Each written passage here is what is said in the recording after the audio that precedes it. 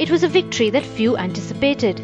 Pakistan's cricket had suffered given the law and order situation in the strife-torn country, and their international cricket calendar was almost bare coming into this World 2020. None of their players had featured in the IPL and no one gave them much of a chance. But they scripted the perfect fairy tale, and in less than 3 weeks' time, they were world champions. Pakistan's campaign got off to an inauspicious start as they lost their warm-up games to India and South Africa, and their opening match against England was no different as they were beaten by 48 runs. Powered by Kevin Peterson's 58, England posted a competitive 185. Pakistan was sloppy in the field. They dropped at least 4 catches and 5 of their 6 bowlers went for 9 or more and over. Pakistan had the batting firepower to chase down the target but never formed a solid base as England produced a disciplined display with the ball and most importantly in the field. Only 4 Pakistani batsmen reached double figures. Yunus Khan top scored with an unbeaten 46. This meant that Pakistan's next game against Netherlands was crucial to their chances of making it to the Super 8s. Led by a brilliant display of leg spin bowling from the mercurial Shahid Afridi, Pakistan rallied strongly after their shoddy display against England to beat Netherlands by 82 runs and seal their place in the Super 8s. Kamran Akmal and Salman Butt gave Pakistan a strong start, and useful contributions from the middle order helped them post 175. Afridi may have not shone with the bat, but he struck gold with the ball. He picked up a wicket off his first ball, and the Dutch batsman had no answer to his ripping leg breaks as he finished with figures of 4 for 11 off his 4 overs. But the euphoria of the victory against Netherlands was short-lived. Pakistan met Sri Lanka in their first game of the Super 8s, and though Pakistan had their moments, it was Sri Lanka who emerged victorious by 19 runs.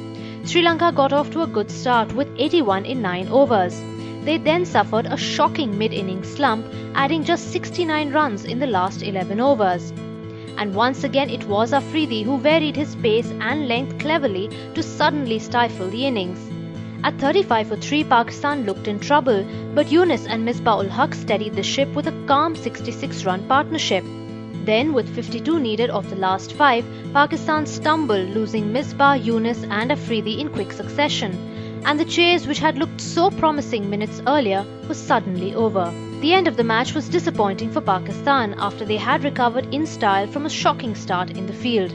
Their next game against New Zealand was a must-win. Abdul Razak, who had quit international cricket to join the ICL 2 years ago, ironically after he was not included in Pakistan's 2020 squad for the 2007 World 2020, was now making his comeback. He struck with his 4th ball and then again in the 3rd over to trigger a top-order collapse. Omar Gul came into the attack in the 13th over and got his first wicket through a fabulous catch by Afridi at long on. His second was through a Yorker, and though James Franklin avoided being a hat-trick dismissal, New Zealand didn't last too long and were wiped out for 99. Gul became the first bowler to get a 5-4 in 2020 internationals. In their match against Ireland, Pakistan were determined to extract revenge for the humiliating defeat in the 2007 50-over World Cup. Yunus said he had told his boys to crush Ireland, and that they did, with a 39-run win that took them into the semis. There they met South Africa in a match billed as a clash between the art of cricket and its science. South Africa's progress to this point had been smooth, well-planned, calculated and inevitable. Pakistan had got here in a shambles, losing games, winning some, treating it all as a bit of fun. But they had finally settled on what they felt was their best lineup, and in the end those 11 dumped out the favourites of the tournament and took Pakistan to their second World 2020 final. Afridi put in an all-round performance of tremendous intensity, lifting Pakistan to a defendable total with an aggressive yet methodical half-century before bowling a spell that left the South Africans struggling. Though South Africa's bowlers fought admirably to keep Pakistan to 149, where they had once looked like getting 170, barring Jacques Kallis, their batsmen failed to give the chase any sort of direction. And so the two teams that had been traumatized by the Lahore attacks 3.5 months before were due to meet in the final. In the end, it wasn't an edge-of-the-seat final like the previous one. From the moment Dilshan, the tournament's top scorer, fell in the opening over, Pakistan had a grip on the match. Razak claimed 3 wickets in his opening spell to leave Sri Lanka at 32 for 4, from where they never really recovered despite their captain Kumar Sangakkara's best efforts. Afridi played one of his most mature innings, an unbeaten 54 of 40 balls, and fittingly got the winning run as the stadium reverberated with the roars of their fans and the song Dil Dil Pakistan. His teammates came charging in from the dugout, some bent down to touch the turf and others waved a flag. The stadium was awash with green, and back in Pakistan, people spilled out onto the streets, dancing, blowing car horns and blaring stereos. It is being said that few sporting victories anywhere around the world have been as significant as this.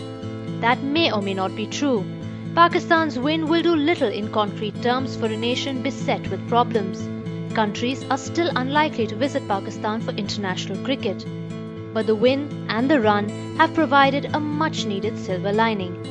With Nishi Narayanan and Ranjit Shinde, this is Akhila Rangana for Cricinfo. This is Cricinfo Talk.